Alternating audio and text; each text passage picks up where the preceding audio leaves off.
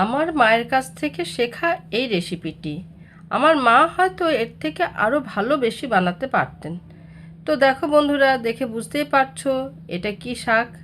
আজ এই শাকেরই চচ্চড়ি বানাবো, কোনো সর্ষে বাটা ছাড়াই।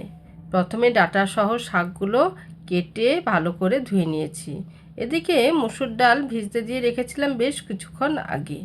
তারপর মিক্সিতে হাফ বাটা করে বেটে নিলাম। মিহি করে কিন্তু বাটা যাবে না। তারপর কড়াইয়ে তেল গরম করে কালো জিরে পেঁয়াজ ফোড়ন দিয়ে শাক দিয়ে নুন অল্প হলুদ দিয়ে নেড়েচেড়ে একেবারে ডাল বাটা দিয়ে ঢেকে দিলাম। ডালের সাথে লঙ্কাও বেটে নিয়েছিলাম। শাক তো, তাই একটু চিনি দিয়ে দিলাম। তারপর ঢাকনা খুলে সেদ্ধ হয়ে এসেছে দেখে শুকনো করে নেড়েচেড়ে নামিয়ে নিলাম। গরম ভাতে খেতে বেশ তৃপ্তি পেলাম। আমার মায়ের এই রেসিপিটি বানিয়ে দেখতে পারো, খেতে অসাধারণ লাগবে।